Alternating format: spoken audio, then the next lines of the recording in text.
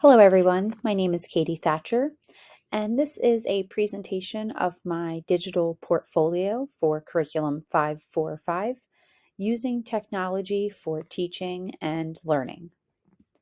The first tab or section within my digital portfolio is the table of contents, where I have listed each week 1, 2, 3, 4, 5, and 6. And under each week's tab are the activities and assignments. In week 1, we've got the 21st Century Teaching and Learning word cloud along with the mission statement. Week 2, we have the diverse classroom learners and technology presentation. Week 3, we have our lunch and learn presentation as well as with a handout. Week 4, emerging trends in technology and the game-based learning handout. Week 5, I've included the legal and ethical issues and the resources that went along with that activity. And week 6, we have leadership for technology integration, the educational toolkit email, and the best practices and trends for technology transcript rather.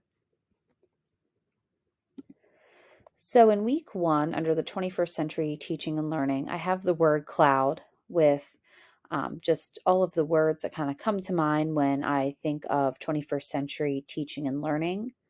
And the larger words in that word cloud kind of symbolize the ones that are most prominent, I felt like, for 21st century teaching and learning: digital, instruction, innovation, 21st century skills, and critical thinking being some of those top words that came to mind.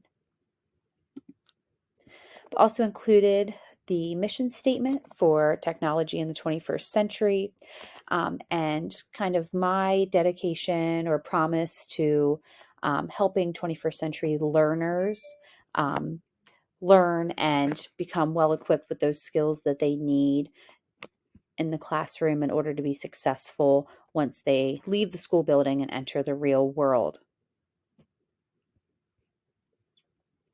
Under the Week 2 tab is the diverse learners and technology. And this is a media application scenario video presentation that I put together. And I would use this as an informative means for professional development to kind of talk educators through various apps and tools and resources that are out there to individualize instruction for different types of learners. And although this video is relatively short, in the realm of like 3 to 4 minutes, it would be easy during a professional development session to kind of pause, speak through some of the apps like what we see right now: Khan Academy, Extra Math, and Math Playground are up. It would be easy to pause this video and talk through some of these applications and how they could be incorporated into the classroom. Under the Week 3 tab, I have a Lunch and Learn handout, which was in the form of a PowerPoint. And I went through what educators would learn at the Lunch and Learn. If I flip over here to the handout, that's also a Word document. It gave kind of a brief overview of what was going to be spoken about during that Lunch and Learn, which dealt with integration of technology into the classroom and ways that educators can do that. Keeping in mind that a Lunch and Learn presentation needs to be relatively short and concise due to the amount of time. However, the PowerPoint could easily be something that's emailed after the fact.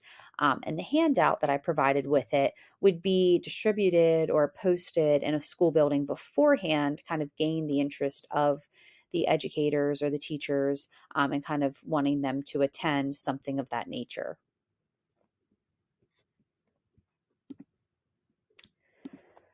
Week 4, I have the emerging trends in technology, or in educational technology, I should say. And this I did on game-based learning, and the pros and cons, the benefits and challenges of game-based learning and how to use that in the classroom. Let me see if it'll allow a short video to play. Good afternoon, fellow educators. Today, I will be presenting and speaking on an emerging trend in educational technology. So this video, I just went through game-based learning and how it can be used in the classroom and some of the benefits, challenges, pros, and cons. In all, I feel like game-based learning is a great way to help students engage and take ownership of learning. Not that there aren't challenges to it, of course, but this was one of the educational technology trends that I felt like, for one, I'm seeing more prevalent in the classroom every day. I know that for study methods, I encourage my students sometimes to use game based learning to help reinforce concepts and curriculum that has been taught. So that is what I chose to do that video on. And I felt like kind of walking through that in a professional development. I also included various game based learning opportunities for educators, which would make it productive in the classroom and not, something that would be all just, not curriculum based or not content relevant. Here's the handout I would give for that.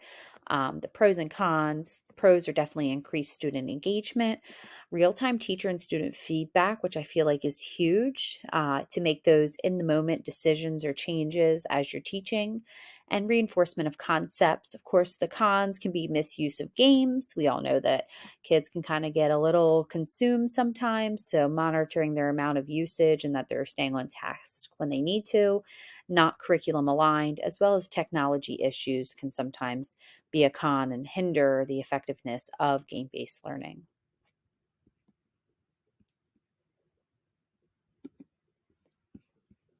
My week 5, we have legal and ethical issues.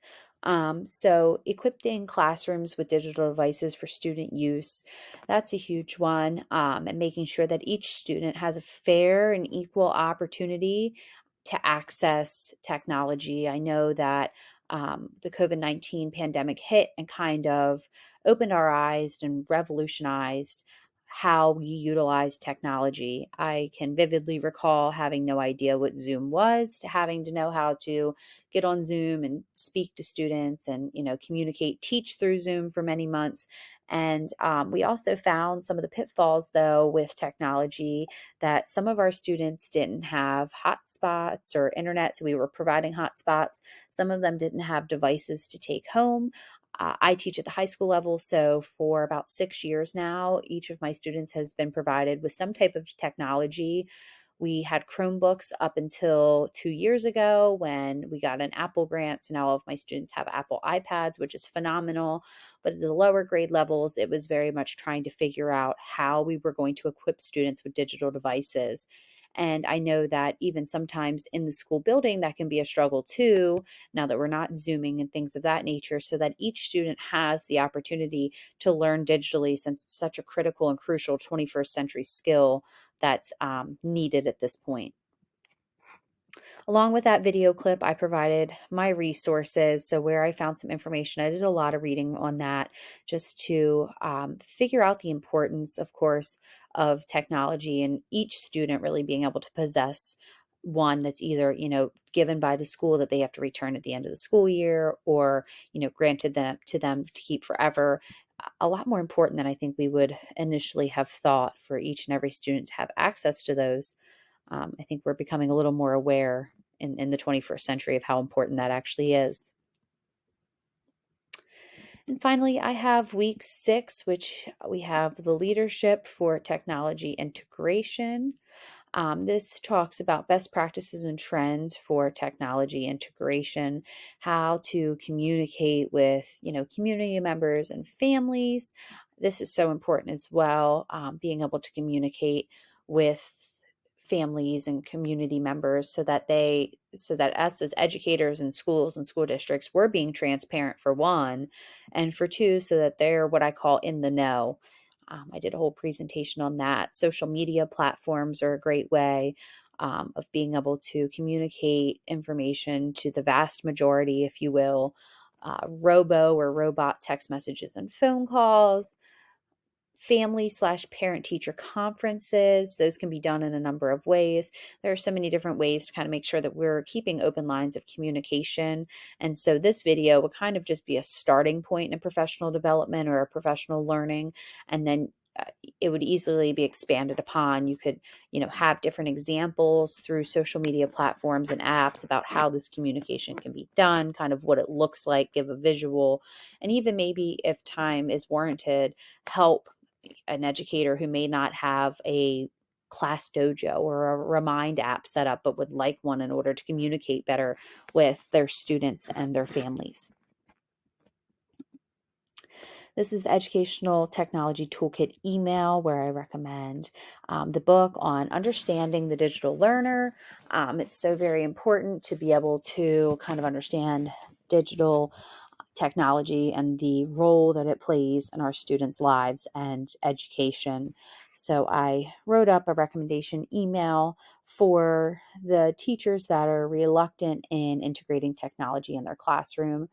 Again, in a professional development, this could be used for one as a recommendation for the book, but two, to offer that support and that help, because integrating technology into the classroom can be a very scary or nerve-wracking venture, if you will. So that book could certainly kind of help in giving, suggestions and ways that it can be done, as well as support from, if it's being in a professional learning or development group by other teachers or administration.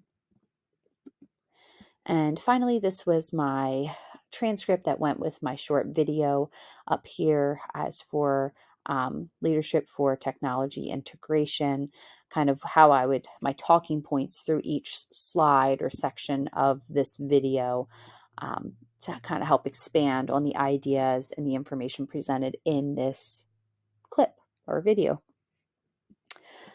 Thank you all so very much for viewing my digital